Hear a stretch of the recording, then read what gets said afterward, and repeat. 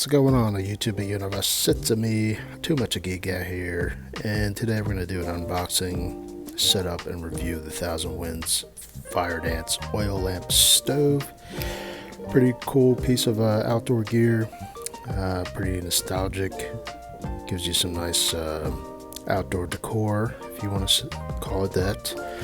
But inside the box for the lamp stove, there's 3 pieces. There's the fuel source container, plus the wick, the glass window fixture, and the top mounted stand that supports various cooking utensils for grilling, frying, and yes, even simmering, which you'll see some examples here in a few.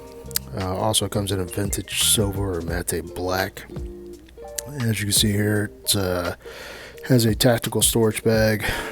You do have to purchase separately, but it can hold the stove plus 2, not just 1, but 2 500 milliliter oil bottles.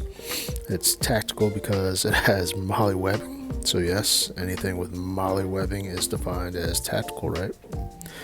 This will allow you to attach different items, obviously. For me, I'll probably attach a small fire extinguisher for additional safety. It does come in black, olive green, or tan, and what you see here is the olive green. So let's put it together and get some real world use and go through some additional features.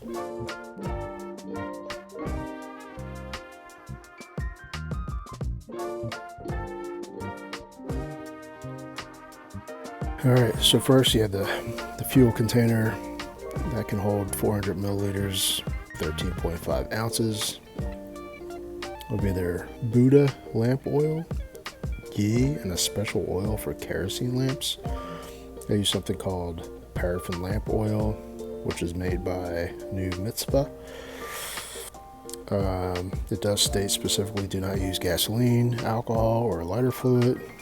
You'll get less odor and black smoke by using what they recommend.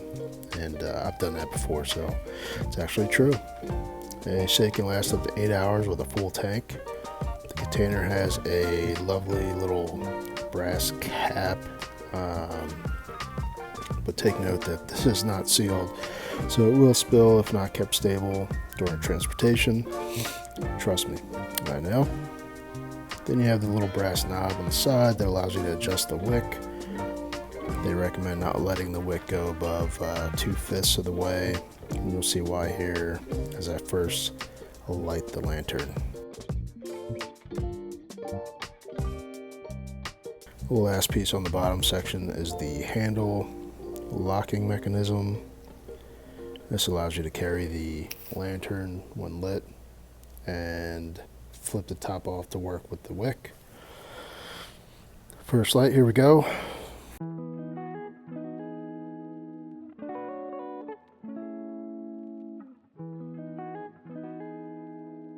And hence the 2/5 of the wick. Keep that high, you're going to get a pretty high burn. So no problem, but just make sure you start out low. And you can see locking the window down. Not stressed at all. Let it burn off. Had some of that oil spill, like I said, so I just let it burn off a little bit, what it could. And then you make the adjustments and you'll see, ooh, really nice glow. Look at that glow.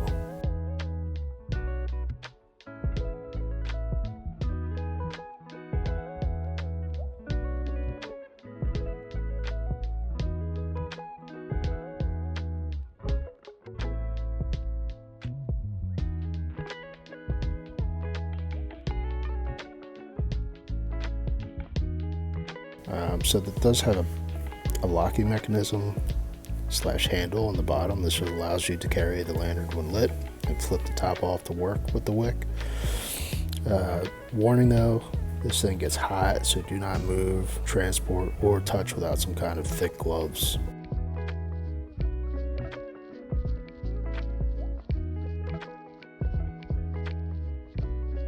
The light fixture has a locking latch on the side that allows you to open the fixture, which you saw earlier, giving you access to the wick, and also the ability to clean the glass because you will get some carbon buildup, which can easily be cleaned. Lastly, we have our stand, and here you can sit a pot, a kettle, or a grill pan on. The stand locks into place, giving some good stability. I used a lovely little kettle and it boiled the water right up. I did see a video posted before. It said it took like 10 to 14 minutes. That's probably on that low wick setting, as you can see here. In a few, I'll share how I grilled some lovely pieces of steak on a grill pan accessory that I bought separately.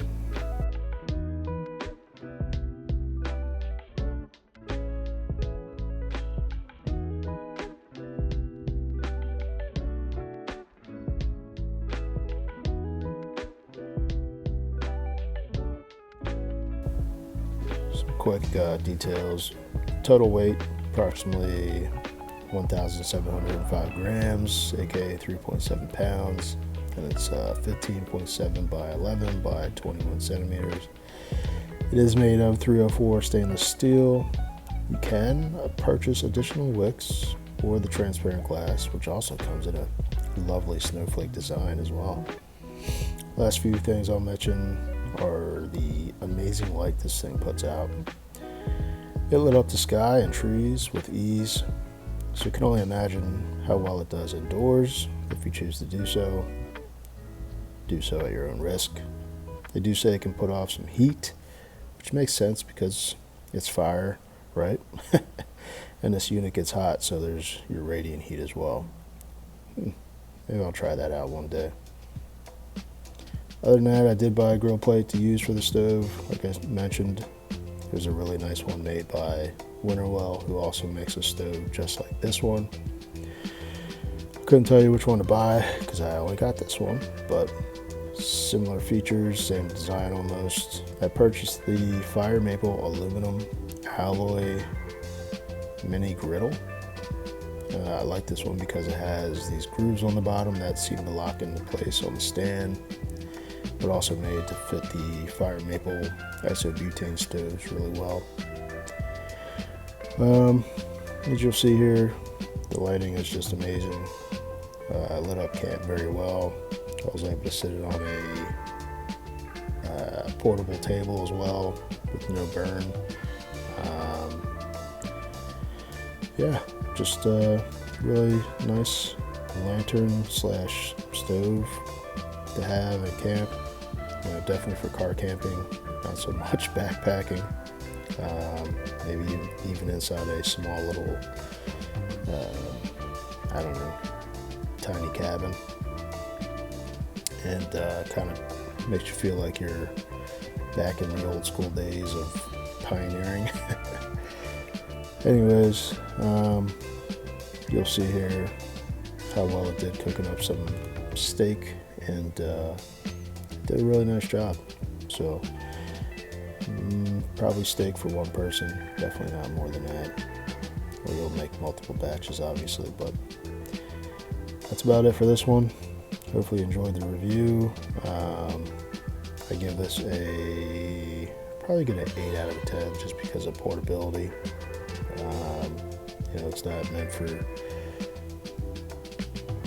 backpacking or anything like that, but I'll link what I can in the description. Like and subscribe. As always, too much gay guy here, so plenty more reviews coming your way, and I'll see you soon.